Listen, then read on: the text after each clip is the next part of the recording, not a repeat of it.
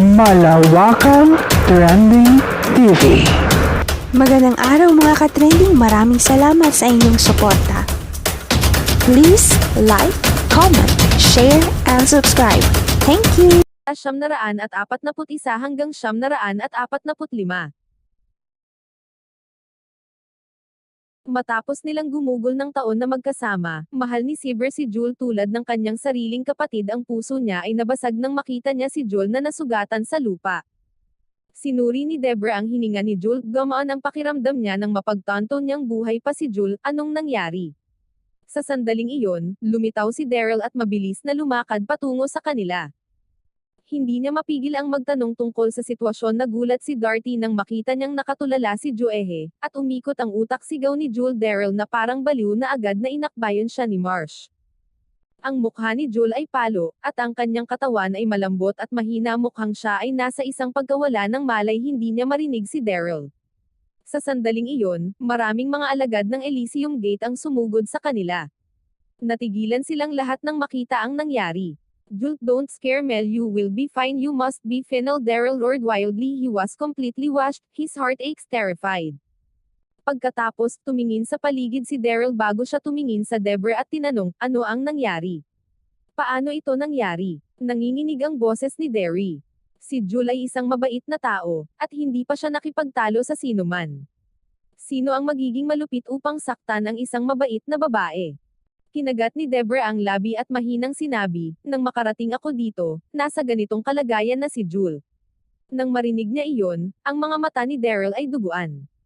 Pula. Sumigaw siya, nakita mo ba kung sino ang gumawa nito?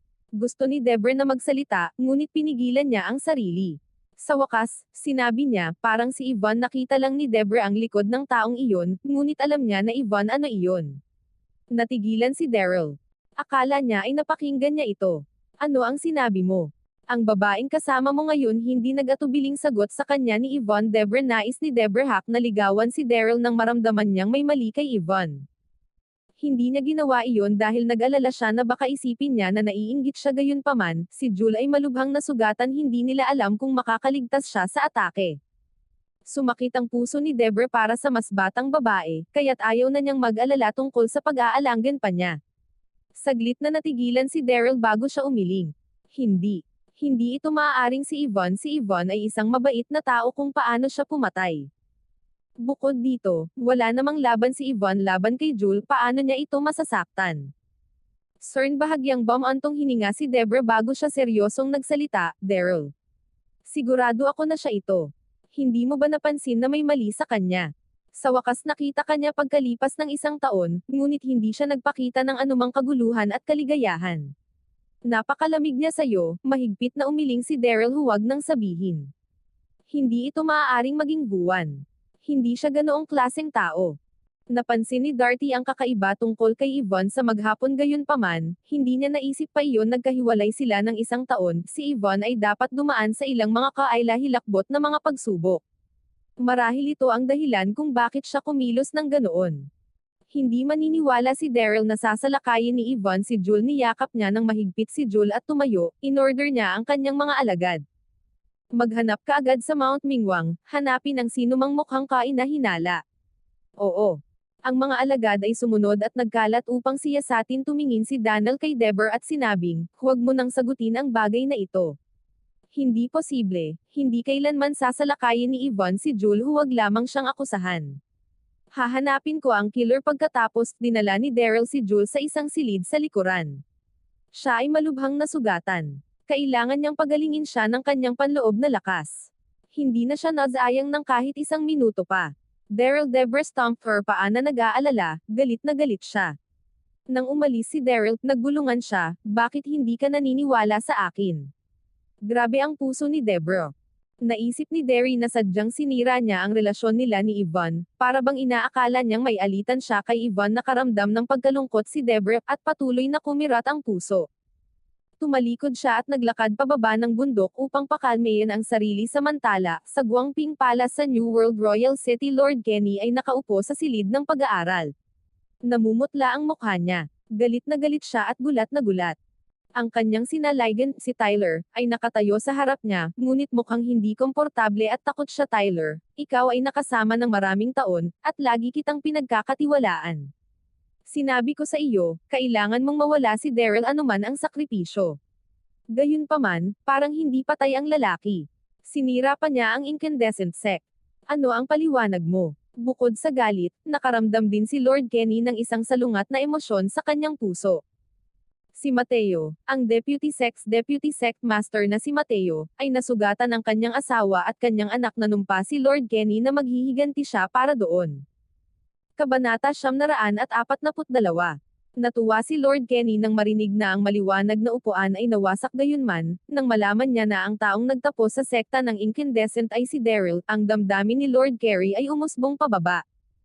Galit na galit siya na hindi may larawan. Kinilabutan si Tyler sa galit ni Lord Kenny, sumagot siya kaagad. Lord Kerna, mangyaring huminahon. Pipilitin ko ulit ang Spiritual Invisible Sect at sasabihin sa kanila na gumawa ng mas mabilis na pagkilos. Tyler ay hindi ka panipaniwala balisa. Ang espiritual na hindi makikita na sekta ay ang pinakamalakas na samahan ng mga mamamatay tao sa bagong daigdig. Bakit napakahirap para sa kanila na patayin si Daryl? Kinabukasan, sa maliit na lungsod sa Mount Mingwang.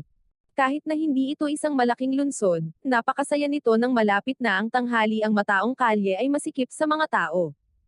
Ang isang payat na figure ay kabilang sa mga taong ito. Siya ay may maganda ang mga tampok sa mukha, at siya ay nakasuot ng isang mahabang puting paminta na ipinakita ang kanyang perpektong linya ng katawan.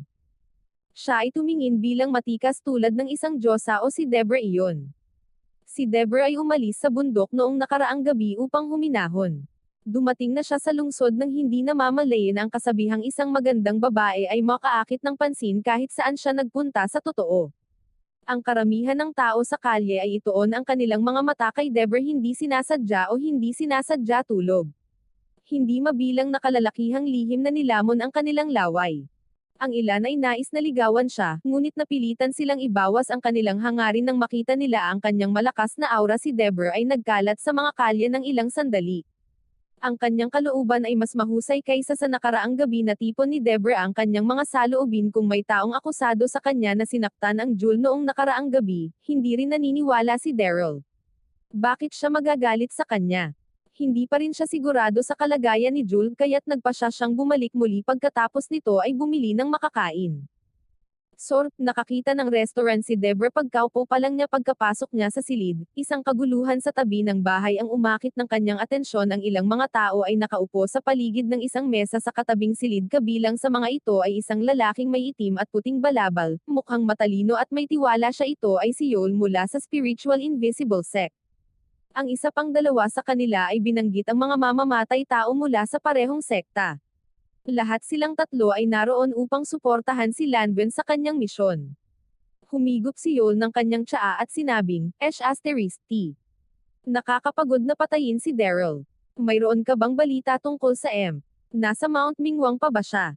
Nagkatinginan ang kanyang mga kasama. Ang isa sa kanila ay umiling at pinagsabihan na galit, dapat nandoon pa rin siya. Pamilyar sa amin ang ating sarili sa istrukturang pangheograpiya ng bundok. Maaari kaming lumusot bukas ng gabi upang mag-set up ng isang pananambang. Maaari tayong makipagtulungan kasama si Sister Lanvin, at dapat patayin ng 4 sa amin si Derry nang hindi binibigyan ng alerto ang iba pa. Natuwa si Yoel. Pumalakpak siya. Magaling. Talakayin natin ito pagdating ni Sister Lanvin dito. Bang! Bigla na lang gumuho ang pintuan ng kanilang silid. Pumasok si Dobra sa silid, may malamig siyang ekspresyon sa mukha. Wow, ang ganda talaga. Natulala si Yoel at ang natitira. Masidhing tinitigan nila si Deborah. Ang paghinga nila ay naghihirap. Bakit napakaraming magagandang kababaihan sa mundo? Si Lanvin ay mukhang hindi gaanong kaakit-akit kaysa sa kanya. Siya ba ay isang diyosa mula sa langit? Hindi hinintay ni Deborah na tipunin nila ang kanilang saloobin, malamig niyang sinabi, gusto mong patayin si Derry. Kahit na mahina ang pagsasalita ng mga kalalakihan ay naririnig pa rin sila ni Deborah mula sa katabing silid niya. Kumunat ang noo ni Yoel habang sinusukat niya si Deborah na, sino ka? Nagtatanggol na tanong niya. Tatanungin kita ulit, bakit gusto mong patayin si Daryl? Si Deborah ay nagpalabas ng isang malakas na aura. Tulog. Habang ramdam na ramdam niya ang aura ni Deborah, hindi mapigilan ni Ilyo na lunukan ang laway niya. Pinagsikapan niya ang lahat upang huminahon. Nagpeke siya ng ngiti at sinabing, ano ang kaugnayan nito sa iyo? Ano ang gagawin nito sa akin? Ngumiti ng sandali si Deborah. Bang! Isang matinding aura ang sumabog mula sa kanyang katawan. Pagkatapos, isang berdeng fan ng jade ang lumitaw sa kamay ni Deborah. Ang tagahanga ng jade ay may matalim na mga gilid, at maaari itong buksan at isara habang binabaan nito ang berdeng raya. Hey pretty lady! Hang-on Yol's body shook, and his mind spun he was not done. Alam niya na handa si Deborah na umatake. Pretty lady, gusto kong patayin si Derry, at alam kong gusto mo rin akong patayin. Bago ako mamatay, may sasabihin ako. Napanganga si Ilyo. Alam niya na imposible para sa kanya na ipaliwanag ang kanyang sarili. Inilibot niya ang kanyang mga mata, inilagay ang mga kamay sa likuran at naglabas ng karayom. Ito ay isang karayom na pilak, at ito ang espiritual na hindi nakikita na sektang lihim na sandata, ang Rainflower Needle. Ang tip nito ay mayroong ilang pampamanhid na pulbos. Kung ito ay upang tusukin ang isang tao, pagkatapos ay mahuhulog sila ng walang malay, anuman ang kanilang lakas siya ang Artemis Sect Master. Kahit na siya ay may mataas na posisyon ay hindi niya papatayin ang isang inosenteng tao.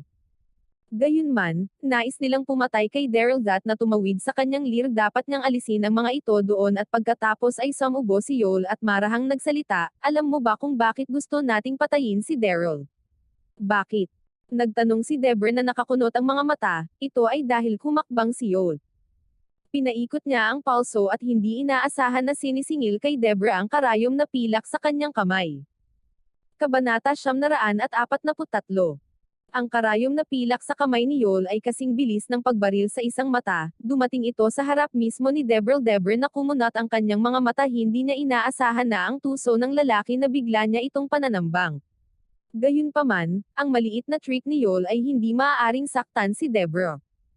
Siya ang Artemis sekta ng sekta, at siya ay may maraming taong karanasan sa ilalim ng kanyang sinturon. Hindi siya magpanik, anuman ang mapanganib na sitwasyon, humihiling ka para sa iyong kamatayan sa kritikal na sandaling iyon, sumigaw si Deborah habang itinaas at winagayway ang kanyang kamay ng bahagya upang mabuo ang isang layer ng protection na kalasag na siklang. Ang karayom na pilak ni Yol ay tumama sa protection ng isang klang, ang lalaki pawis na pawis. Nagulat siya na madaling hadlangan ng ginang ang kanyang Rainflower Needle. Wow! Natigilan si Yol at ang kanyang mga kasama. Gulat na napatingin sila kay Deborah. Nakakakilabot ang babaeng ito, you can doctor now. Malamig na sabi ni Deborah habang matitig na tinitigan si Yol. Nararamdaman ng isa ang nakamamatay na aura mula sa kanyang katawan habang nagsasalita ang isang malakas na aura ay binilog ang katawan ni Deborah habang sinuntok niya si Yol agad na nagyelo ang hangin sa paligid nila. Nagulat si Yol sa kanyang buhay. Nais niyang umatras upang maiwasan ang pag-atake, ngunit huli na. Dama po ang suntok sa dibdib ni Yol. Nadama ni Yol ang kanyang puso na naging matigas. Namulat ang mga mata niya nang matitig na titig kay Deborah. Ramdam na ramdam niya ang lahat ng kanyang mga laman loob na katawan habang nadurog ang mga ito nakita ng isa ang hindi nasiyahan sa mga walang buhay na mga mata ni Yol habang nahulog siya sa lupa. Ano? Isa lang itong suntok. Isang suntok lang at pinatay niya si Brother Yol. Ang dalawa pang mga spiritual invisible Sith assassin ay nagkatinginan. Natukso sila. Ang susunod na sandali pareho silang gumuhit ng kanilang mga orb blades. Ang bawat isa sa kanila ay kaliwa at kanang bahagi ni Deborah nilagyan nila siya ng flank mabilis sila at nagsabay habang hinaharangan nila ang mga makatakas na ruta ni Deborah na malamig ang mukha ni Deborah. Pagkatapos, muli niyang sinuntok muli ng 2 beses. Bang! Bang! Sa pinakamaikling oras para sa isang paghinga, ang parehong mga mamamatay tao ay tumama sa bawat isa. Tulad ni Yol, ni hindi sila nakasigaw sa sakit na matay sila sa spotty na wow. Ang mga tao sa restaurant ay nagtipon upang panoorin ang away nang marinig nila ang mga ingay. Nakita nila ang 3 lalaking nakalatag na patay sa lupa, at ang buong restaurant ay nasa gulo. Marami sa mga panauhin ang sumigaw sa takot, at maging ang may-ari ng restaurant at ang kanyang mga manggagawa ay natigilan. Malamig ang mukha ni Deborah. Hindi niya nilok ang 3 katawan ngunit lumundag ng mahina mula sa ikalawang palapag, pinatay mo sila. Narinig niya ang isang nanginginig na boses mula sa likuran niya. Tumaas si Deborah at nakita niya sa likuran niya si Lanvin. Mukhang galit na galit ang babaeng iyon habang nanginginig ang kanyang katawan. Sumugod na si Lanvin sa restaurant mula sa inn. Pagdating niya, nakita niyang pinatay ni Deborah si Yael at ang dalawa niyang mga korpanyor. Galit na galit si Lanvin, ngunit hindi siya kumilos ng walang habas. Alam niya na ang babaeng nasa harapan niya ay napakalakas at walang isa na maliitin. Ikaw ba ang kasabwat nila? Tanong ni Devon sa isang malamig na boses habang tinatitigan niya si Lanvin ng mahinahon kahit na ang kanyang boses ay malambuti parang nakakakilabot. Kabanata 944. Kinagat ni Lanvin ang labi. Hindi ako sa sandaling iyon, pawis na pawis si Lanvin, nag-aalala siya na papatayin din siya kung aaminin niya iyon. Si Deborah ay ngumiti ng sandali at hindi pinansin si Lanvin. Tumingin siya sa buong restaurant at inihayag, makinig, kayong lahat, ako si Deborah Gable, at ako rin ang woman ni Daryl. Ang tatlong lalaking pinatay ko ay nais pumatay kay Derry, na nangangahulugang ako kailangang sirain ang mga ito. Hindi ko alam kung mayroon pa silang mga kasabwat sa restaurant na ito, ngunit pinapayuhan ko silang huwag kahit na isipin ito. Nasa tabi ako ni Derry gabi at araw, at papatayin ko ang sinumang maglakas loob na saktan siya. Pagkatapos, tumalikod si Deborah at umalis sa restaurant.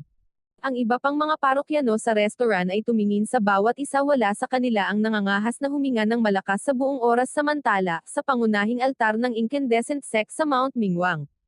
Umupo si Daryl sa kama sa isang silid at niyakap si Yvonne sa kanyang mga arms. Kahit na ito ay isang napaka-nakakaantig na eksena, ang kapaligiran ay mapurol. Yvonne, sa sandaling bumalik sina Dax at Chester, babalik tayo sa World Universe, sinabi niya habang marahan niyang hinapload ang noo ni Yvonne sa noo. Nagulo si Daryl. Ginamit niya ang kanyang panloob na enerhiya upang gamutin ang mga pinsala ni Jul noong nakaraang gabi. Kahit na matatag ang kanyang kalagayan, wala pa rin siyang malay. Ang lahat ng mga alagad ng Elysium Gate ay hinanap ang Mount Mingwang buong gabi, ngunit hindi nila mahanap ang umaatake sa kanya dahil hindi nila mahahanap ang killer. Hindi nais ni Daryl na manatili doon kahit isang minuto pa. Hinala niya na si Matan at ang kanyang kapatid na babae ang sumalakay kay Jul. Nawasak niya ang sekta ng incandescent na hindi pinababayaan ng magkakapatid na iyon. Gayunpaman, nagtago sila sa dilim, kaya wala siyang magawa tungkol doon. Inatake nila si Jul kamakalawa, at maaari nilang sundan sina Deborah at Yvonne sa susunod. Nakakatok na kumatok bigla, may kumatok sa pintuan. Napakagaan ng tunog nito. Mabilis na tumayo si Daryl at pumunta upang buksan ang pinto. Natuwa siya nang makita niya kung sino ang nasa pintuan. Deborah, bumalik ka na. Si Deborah iyon. Tumanggo si Deborah at nagtanong habang nakatingin kay Nerve. Kumusta si Jul? Siya at si Jul ay parang magkakapatid, nais niyang malaman ang kanyang kalagayan sa oras na siya ay bumalik. Mukhang nababagabag si Daryl, napasinghap siya at sinabi, wala pa ring malay. Naguluhan si Daryl. Mula nang makilala niya si Jul, nanumpa siya na hindi niya hahayaan na may saktan na mangyari sa dalaga. Wala siyang pamilya o kamag-anak.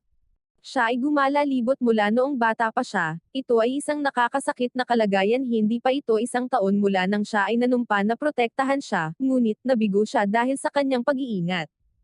Napabuntong hininga si Deborah nang marinig na nakita niya si Yvonne sa silid, ngunit wala siyang sinabi kahit na nais niyang magsalita.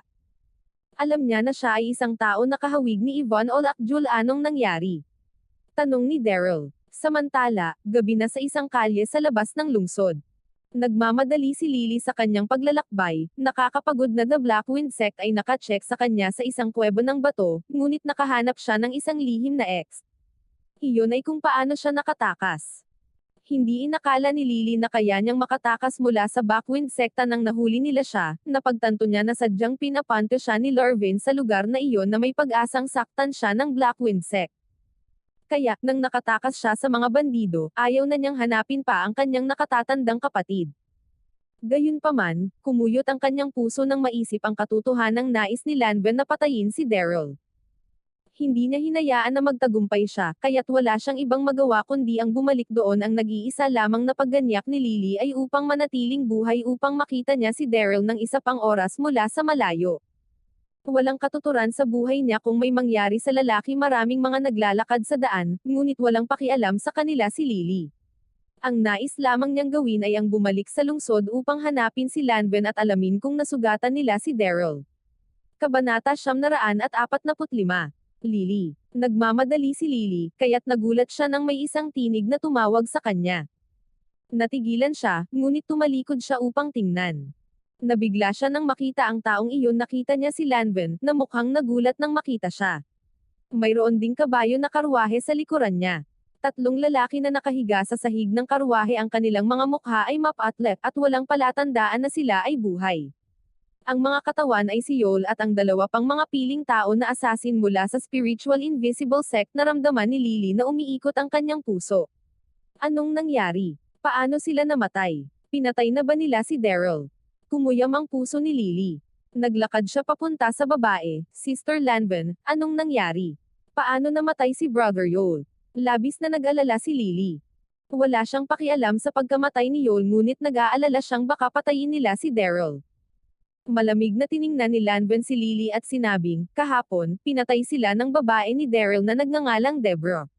Malamig ang mga mata ni Lanvin. Patuloy siyang nagtanong, hindi ba sinabi ko sa iyo na pumunta sa Blackwind Mountain? May mga pagdududa sa isip ni Lanvin. Paano hindi namatay si Lily matapos siyang magpunta sa Blackwind sect? Isang himala. Kinagat ni Lily ang mga labi at sinabing, ginawa ko. Nagpunta ako sa Blackwind Mountain at nahuli ng Blackwind sect. Nagawa kong makatakas mamaya. Sister, ano ang dapat nating gawin? Hindi ba natin papatayin si Daryl? Tatlo sa kanila ay nakadindan na ay isa sa alang-alang ang misyon, isang pagkabigo. Mapapawalan ba ng sexual na espiritual na hindi makita ang misyon? Kung iyon ang kaso, ang kanyang asawa ay ligtas, at hindi niya kailangang mag-alala tungkol sa kanyang kaligtasan. Araw-araw kinuyom ni Lanvin ang kanyang ngipin at umungol. Ang sektang espiritual na hindi nakikita ay hindi kailanman susuko. Ipapadala namin ang kanilang mga katawan pabalik sa espiritual na hindi makikita na sekta, at pagkatapos ay gumawa isang desisyon mamaya. Ang misyon na ito ay masyadong mahirap, maaaring kailanganin namin ang tulong ng aking Panginoon. Ang master ni Lanvin ay Deputy Sect Master Crystal Neal. Ano? Ang Deputy Sect Master ay sasali sa misyon. Nagulat si Lily nang marinig iyon. Ang Deputy Sect Master ay bahagyang makapangyarihan, napabalitang ang kanyang target ay hindi makatakas. Daryl ay nasa tunay na panganib. Kung ang Deputy Sect Master ay sumali sa kanilang misyon, nakita ni Lanvin ang reaksyon ni Lily. 30 tinanong niya, bakit ka nag-aalala? Mukha kang nag-aalala ka sa lalaking iyon. Pinagmasdan ni Lanvin si Lily habang nagpatuloy sa pagsasabing, mula nang alam mo ang target ng misyon na ito, napalingon ka at hindi nakatuon. Sabihin mo sa akin ang totoo. Alam mo ba, mahal? Tinaasan ni Lanvin ang kanyang boses para sa huling pangungusap. Parang nakakatakot siya. Kinagat ni Lily ang kanyang mga labi. Nagsimula siyang magpanik. Hindi binigyan siya ni Lanvin ng anumang pagkakataon na may isip na sumigaw siya, sabihin mo sa akin ang totoo. Alam mo ba si Daryl? Lalong naghinala si Lanvin nang magpanik si Lily. Nang pinilit siya ni Lanvin para sa isang sagot, alam ni Lily na hindi na niya maitago ang katotohanan iyon. Tumanggo siya at sinabi, kilala ko siya. Siya ang aking asawa. Ano? Asawa? Abangan ang susunod na kabanata. Maraming salamat po.